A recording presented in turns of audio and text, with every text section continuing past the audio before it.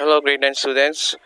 Okay, we sit now to our new lesson, which is all about triangle similarity. So for the MELC, proves the conditions for similarity of triangles, which are the Sss Similarity Theorem, Sss Similarity Theorem, Aaa Similarity Theorem. S here it stands for side, while A is angle. S is for side, A is for angle. And then for the learning objectives, illustrates Aaa, Sss, and Sss Similarity Theorem. Prove Aaa, Sss, and Sss Similarity Theorem. And verify Aaa, Sss, and Sss Similarity Theorem. Similarity of triangles. Two triangles, triangle ABC and triangle DEF, are similar if these two conditions are satisfied. Number 1, all three pairs of corresponding angles are congruent, and all three pairs of corresponding sides are proportional.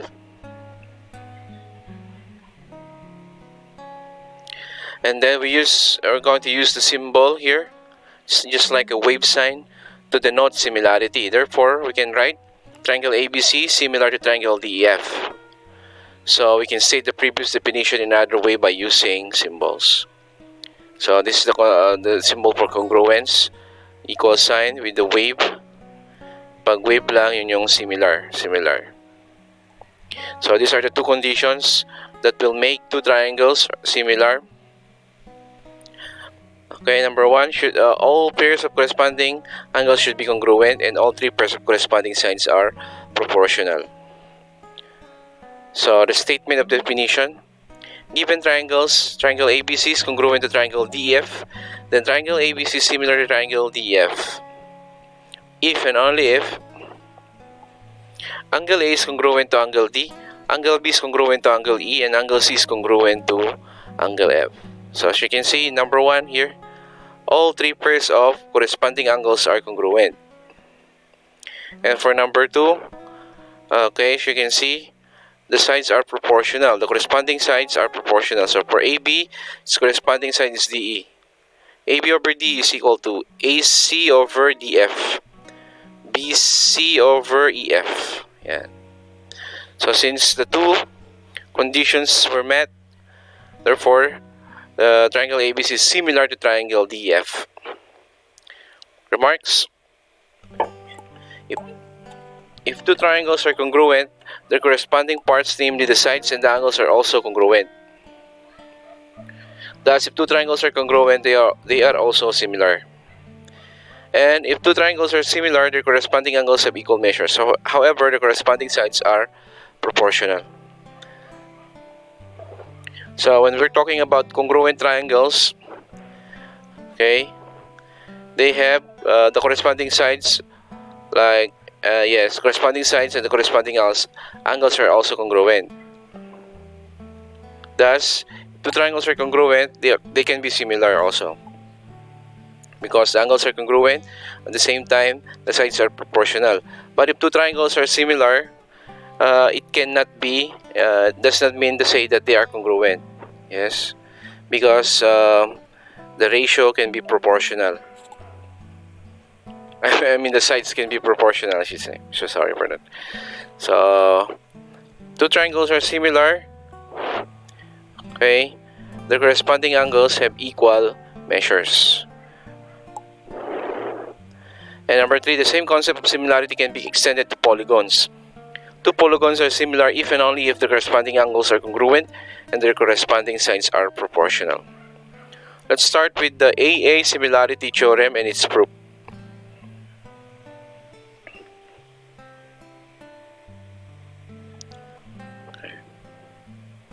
Read lang natin yan. So what does A stands for? What does A stand for here? A means angle. So Aaa Similarity Theorem can be read as angle similarity theorem. Yung S, yun naman yung side. So check na natin.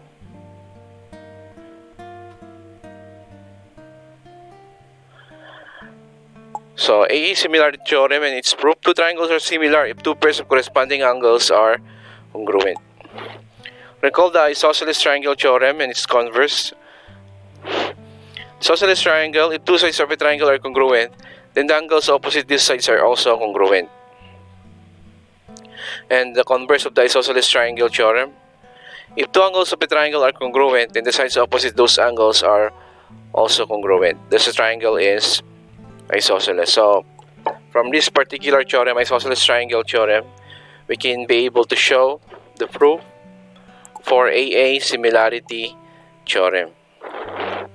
Because, for example, in isosceles triangle theorem, if two angles are congruent, 40-40, that means 100 is the third angle. And if two angles are congruent, it follows that the two sides are also congruent. So that means two triangles can be similar if and only if two pairs of corresponding angles are congruent. Example 1, given we have here triangle SRST and triangle GIN. Given angle S is congruent to angle I. Yes, corresponding angle S is angle I.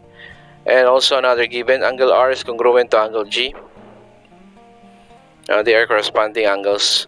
So by the Aa similarity theorem, triangle STR is similar to triangle ING.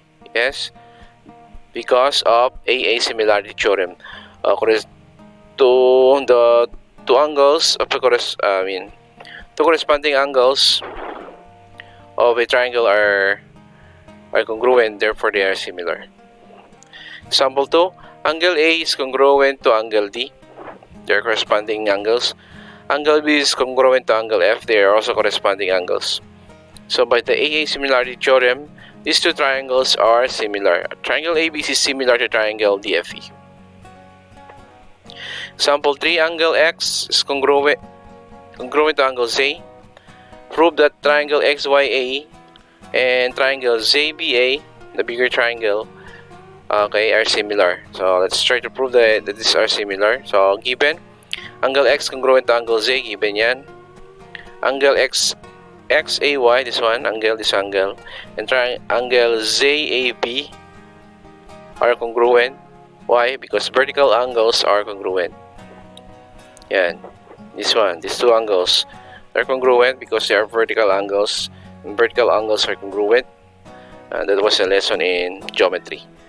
So therefore, two pairs of corresponding angles are congruent. Therefore, these two triangles are similar by the Aa similarity theorem. Number 4, given angle M is congruent to angle N. Prove that triangle DAM is similar to triangle PAN. So first, given angle M is congruent to angle N. This is what we call the two-way proof, statements and reason. And then angle 1 is congruent to angle 2 by the vertical angle theorem.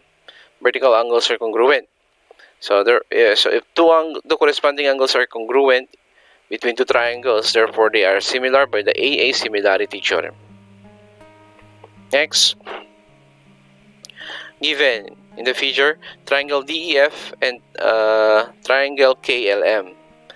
Given angle D is congruent to angle K, these are corresponding angles. At the same time, angle E is congruent to angle L. They are corresponding angles. So prove that these two triangles are similar. First, okay, let's write angle D is congruent to angle K, angle E is congruent to angle L, given. Reason given. Now, if we're going to add the three angles of a triangle, the sum is 180 degrees. So angle D plus angle E plus angle F, 180 degrees. Angle K plus angle L plus angle M is equal to 180 degrees. The sum of the measure of the angles of the triangle is 180 degrees. Next, since these two equations are equal, both equal to 180 degrees, then we're going to equate angle D plus angle E plus angle F plus measure of angle K plus measure of angle L plus measure of angle M by transitive property of equality, because they are both equal to 180 degrees, so they are equal. And then if we're going to subtract, okay, the addition property of equality, we're going to transpose angle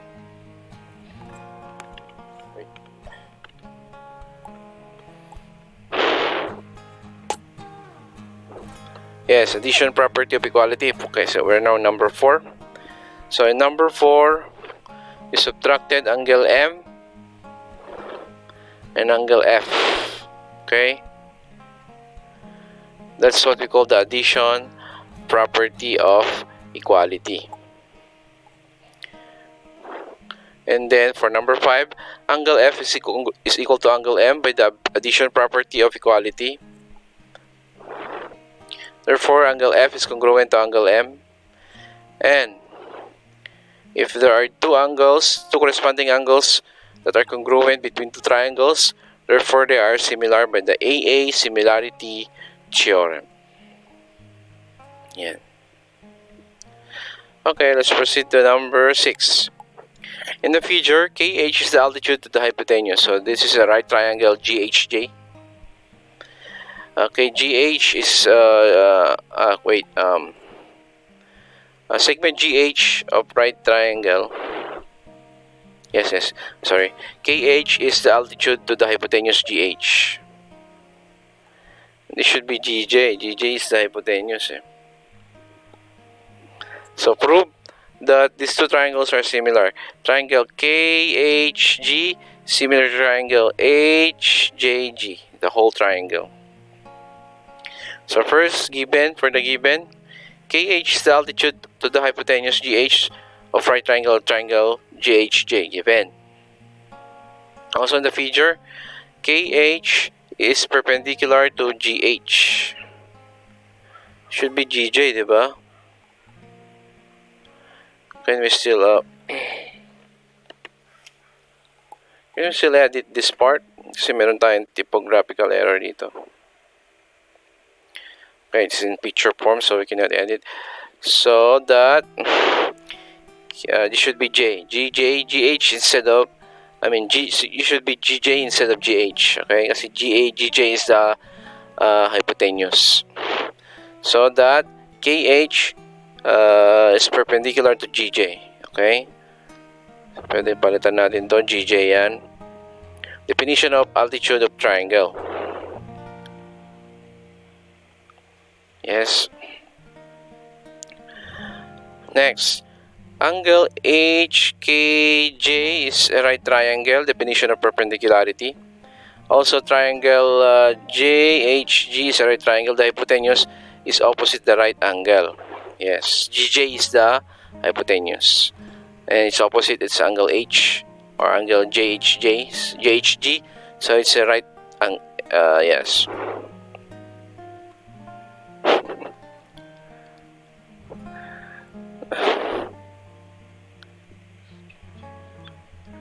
I'm sorry, natin yung typographical error. Dapat angle to. Angle HKJ is a right angle. Angle JHG is a right angle, not triangle. Okay? So, tama naman yung reasons niya. So, let's continue for number 5. So, if angle HKJ and angle JHG are both right triangle, therefore they are equal kasi 90 degrees sila pareho. So, right angle theorem. Angle HKJ is congruent to angle JHG. And also, angle J is congruent to angle J. Yes. Reflexive property of equality. Therefore, triangle KHJ is similar to triangle HGJ by the Aa Similarity Theorem. Yes, because number 5 and number 6, two corresponding angles are congruent. Therefore, the two triangles are similar. Number 7, DE is parallel to AB. As you can see in the figure, DE is parallel to AB. Prove that triangle ABC is similar to triangle EDC. So for statement number 1, DE is parallel to AB, given yan. They are parallel. Angle A is congruent to angle E. Alternate interior angle theorem. That's correct. Angle A is congruent to angle B. Angle E, should say. And also another, in addition, angle DC is congruent to angle BCA. Vertical angle theorem. Yes. These two angles are vertical, so they are equal. And now, since two angles are equal between these two triangles, therefore they are similar by the Aa Similarity Theorem. So triangle ABC is similar to triangle EDC by the Aa Similarity Theorem. Now let's proceed to Sss Similarity theorem and its proof.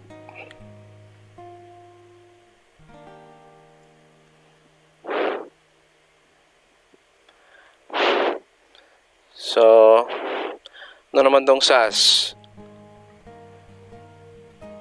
It's in picture form. Alright, Sss means side angle side. Okay, S stands for side, yung A yung angle. Two triangles are similar if an angle of one triangle is congruent to an angle of another triangle, and the corresponding sides including those angles are in proportion. So, yun. If two sides of a triangle are proportional to the corresponding two sides of another triangle, at the same time the included angle are congruent to the corresponding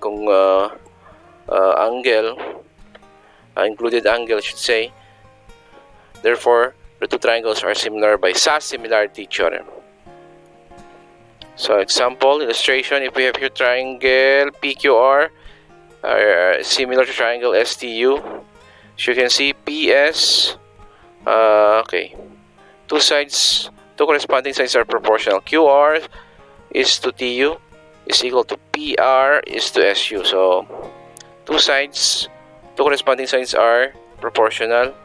At the same time, their included angles are equal. Angle R is congruent to angle U. Okay, corresponding angles yan, angle R and angle U. Therefore, by Sss Similarity theorem, these two triangles are similar. Triangle PQR is similar to triangle STU. Given in the figure, AE is 8, EB is 8, triangle AED and triangle ABC are isosceles.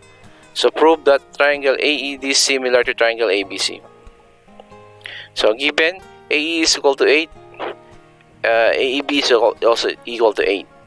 And then triangles AED and triangle ABC are isosceles. Given yan. Now, since these two triangles are similar, isosceles triangle, therefore the two sides are congruent in this triangle. For triangle AED, AE is congruent to AD. And for triangle ABC, AB is congruent to AC. Definition of isosceles triangle. And at the same time, angle A is congruent to angle A, reflexive property. Yes. Okay. Pareho sila ng equal ng measure ng angle. Okay. Angle A, reflexive property. Therefore, these two triangles, triangle DAM, triangle AED is similar to triangle ABC, not DAM, fan. Okay, typographical error. Triangle AED is similar to triangle ABC by Sss Similarity theorem because two sides are proportional plus the corresponding, the corresponding included angles are also congruent. Example 2 in the figure. Given AR over AM is equal to AP over AX. That means two sides are proportional. The corresponding sides are proportional between these two triangles. So prove that triangle RAP is similar to triangle MAX. So first, number 1, given AR over AM equals AP over AX. Given yan. And then triangle RAP is congruent to triangle MAX because they are vertical angles and they are congruent.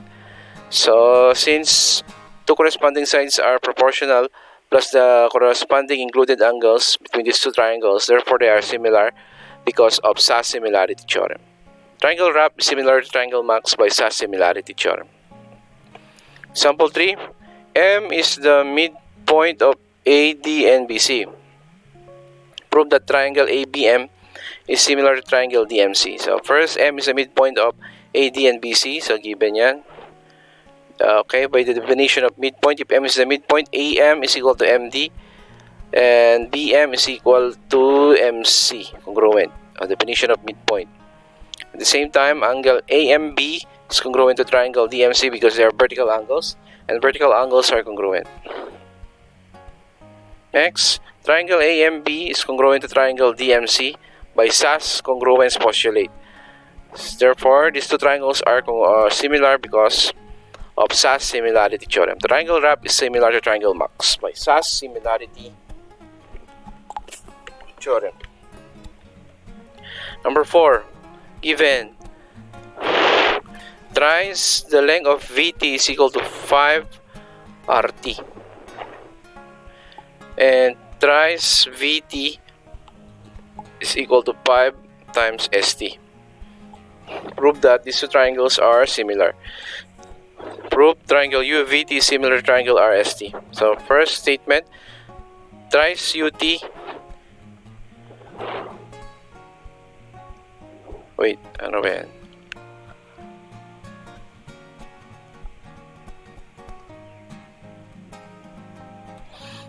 Wait.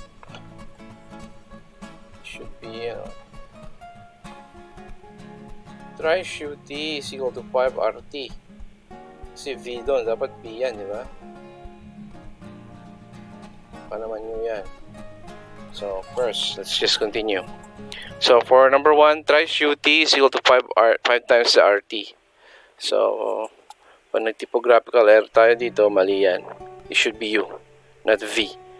So, we divide both sides by 3 and RT by 3 RT, we have UT over RT is equal to 5/3. So, the ratio of UT is to RT is 5/3. Division property of equality. And then another given, 3VT is equal to 5ST. So given yan, and by the division property of equality here, VT over ST is equal to 5/3. They have the same ratio, no? And angle RTS congruent to angle BTU because of the vertical angles are congruent. Now, since two sides are proportional plus the included angle, RTS and angle VTU are congruent, therefore these two triangles are similar by Sss Similarity theorem. So U yon, yeah, U, not V. Next, example 5 in the figure. Okay, BC is congruent to CD. AC bisects angle BCD. Prove that these two triangles are congruent. Prove the triangle ABC is similar to triangle ADC. Similar pala, not congruent. So, how can we prove that these are similar? Using two proof. So, that consists of statements and reasons. Two proof column. So, for number 1, BC is congruent to CD by given yan. Angle 1 is congruent to angle 2. AC divides the angle BCD into two congruent angles. Yeah, kasi AC is the bisector. Angle 1 is congruent to angle 2. Now, AC is congruent to AC. Okay, reflexive property. And then, triangle ABC is similar to triangle ADC by the Sss congruence postulate. Congruent. They're congruent by Sss congruence postulate. And therefore, by Sss Similarity theorem, triangle ABC is similar to triangle ADC. By Sss Similarity theorem, two corresponding sides are proportional, and the corresponding included angles are also congruent. And now we proceed to Sss Similarity theorem and its proof. Side means three sides are proportional. When we are speaking about similarity theorem, similarity. So two triangles are similar if the corresponding sides of two triangles are in proportion. Illustration: triangle PQR and triangle STU. PQ over ST is equal to QR over TU is equal to PR over SU. So since the three corresponding sides are proportional, therefore these two triangles are similar. Triangle PQR is similar to triangle STU. Sample 1. AB is equal to 4. Yes. AC is equal to 2. CB is equal to 6. D is equal to 2. DF is equal to 1. EF is equal to 3. Prove that these two triangles are similar. So let's write the given here. AB is equal to 4, AC equals 2, CB equals 6, D equals 2, DF equals 1, F equals 3. Even. And then by property of proportion, we may now write AB over DE is equal to AC over DF is equal to BC over EF. Okay, property of proportion yan. Meaning equal, there is a constant, yung kanyang proportion. So, if you divide 4 over 2, 2. 2 divided by 1, 2. 6 divided by 3, 2. So, yan. Proportional yung sides. Therefore, these two triangles, triangle ABC is similar to triangle DF by Sss Similarity theorem. Given M is the midpoint of JK, N is the midpoint of KL, P is the midpoint of JL. Prove that triangle JKL is similar to triangle NMNBM. Okay, first, number 1, let's write the given. M is the midpoint of JK, N is the midpoint of KL, P is the midpoint of JL. And then for statement number 2, since M, P, N, point P, point N are the midpoints, MP is equal to 1/2 of KL, MN is equal to 1/2 of JL, and P is 1/2 of JK or KJ. Triangle mid-segment theorem. Tama yan. And then from that, by division property of equality, MP over KL is equal to MN over JL is equal to NP over KJ. Division property of equality. And since three sides are proportional, three corresponding sides are proportional in the given triangle, therefore they are similar. Triangle JKL is similar to triangle NPM. Number 3, in the figure given, AD is congruent to BC. BD, I repeat, given AD is congruent to BC. BD is the median of side AC. Prove that triangle ABD is similar to triangle CBD. Statements. AD is congruent to BC. Given. BD is congruent to BD, reflexive property of equality. AD is congruent to DC. BD is the median that bisects a segment into two equal parts. So, equal yung AD saka DC. Then, triangle ABD is congruent to triangle CBD by the Sss congruence postulate. Therefore, these two triangles are similar by the Sss Similarity theorem. Triangle ABD is similar to triangle CBD by Sss Similarity theorem. Sample 4. Given BE is parallel to CD, prove the triangle ABE is similar to triangle ACD. So, first given BE is parallel to CD. And then angle A is congruent to angle A, reflexive property of equality. Number 3, angle ACD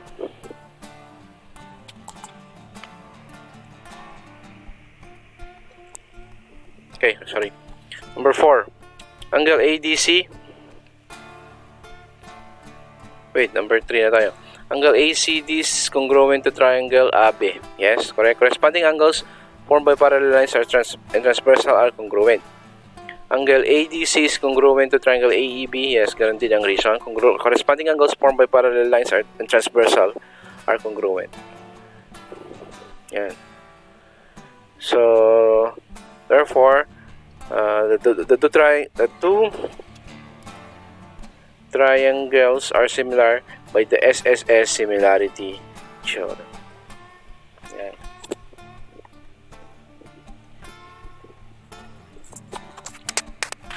Number 5, given JK is congruent to NK, A is the midpoint of JN. Prove that triangle jar, sabi yung R dyan, ano namang R, NAC, maybe it's K. Okay, to prove the triangle jack is similar to triangle NAC. So first, JK is congruent to NK, given. A is the midpoint of JN, given also. So if A is the midpoint, therefore AK is congruent to AK, reflexive property of equality. JA is congruent to NA, definition of midpoint. Therefore, since there are three corresponding sides that are proportional or congruent, therefore these two triangles are similar. Triangle jack is similar to triangle NAC by Sss Similarity theorem. Then let us now proceed to exercises on triangle similarity. Number 1, use the figure to answer each of the following. Number 1, you name the right angle of triangle ABC. Angle C or angle ACB, correct, that's right. Number 2, what is the altitude to the hypotenuse of triangle ABC? CD. Name the hypotenuse of triangle ABC. AB is the hypotenuse, correct. Number 4, two segments of the hypotenuse are AD and what else? Two segments of the hypotenuse are AD and BD. Yes. May typographical error dito sa number 4. This should be AC, not AD. AC is the hypotenuse. And at the same time, it is also BC. BD. Wait. Two segments of the hypotenuse are AC. Hindi naman hypotenuse yan. Legs yan eh. So, parang may mali, no? Two segments of the hypotenuse are AC and should be AC and AB or BC. BC, not BD. Pwede nating palitan yung number 4. It should be BC. BC or CB.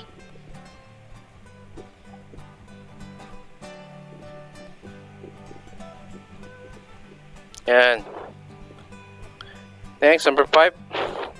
The hypotenuse of triangle BCD, if CD is perpendicular to AB, is, what is the hypotenuse for number 5? Number 5, the hypotenuse is BC, correct. Number 6, name the right angle of triangle ACD. The answer is triangle ADC. For number 7, name the hypotenuse of right triangle BCD. BC is the hypotenuse, correct. Angle 8, number 8, angle ADC is similar to triangle BDC. And number 9, triangle ABC is similar to triangle ADC. And triangle ABC is similar to triangle BDC. So, since by drawing an altitude to the hypotenuse here, CD, we form 3 triangles that are similar to each other. Next direction, write the similarity postulate of theorem that to justify the similarities of the triangle. Example, SAS yun sa example. How about in number 1? Sss Similarity theorem. How about in number 2? SAS theorem, similarity theorem. Number 3. Then number 2 SAS, also in number 3 SAS. Ito pala yung number 2, sorry. How about in number 4? SSS yan. Number 4, SSS. SSS. Should be SSS, diba?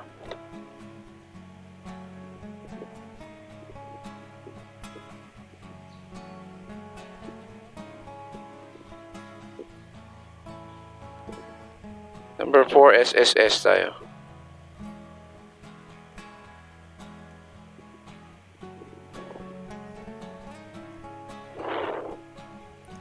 So number 4, SSS, and also for number 5, SSS. Yan. By reflexive property, that segment is equal to itself.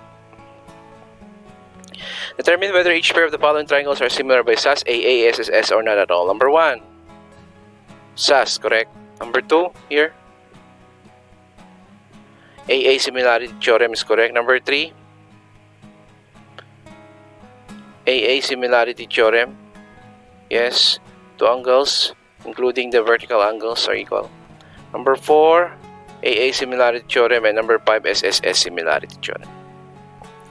Next direction, complete the proof to prove the similarity. Choose your answer from the box below. Number 1, given. Yun, BE is parallel to CD. Number 2, angle AB is congruent to angle blank. Definition of congruent angles for number 2. Angle ACD, yes. Number 4, blank is congruent to angle A. Blank property of equality. Angle A is congruent to angle A. And the reflexive property of equality. So number 4. Yes, number 4, angle A. And number 5, Aaa Similarity theorem.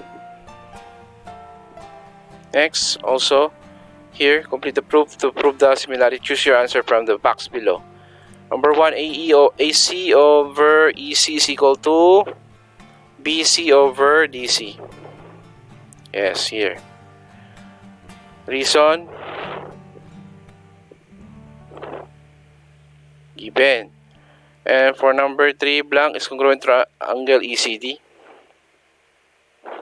Angle ECB is congruent to angle ECD, vertical angle theorem. And for number 5, these are similar by Sss Similarity theorem. And also here, okay, given triangle KIE and triangle TI, match column A to column B to prove similarities of the two triangles. So for number 1, B is congruent to angle TE given. For number 2, I is the midpoint of KT given also. IE is congruent to IE, reflexive property of equality D. BT is equal to TI, A, definition of midpoint, and triangle BIE is similar to triangle TI by C, SSS Similarity theorem. Thank you very much for listening. Your teacher, my teacher, Kendani Palakpak.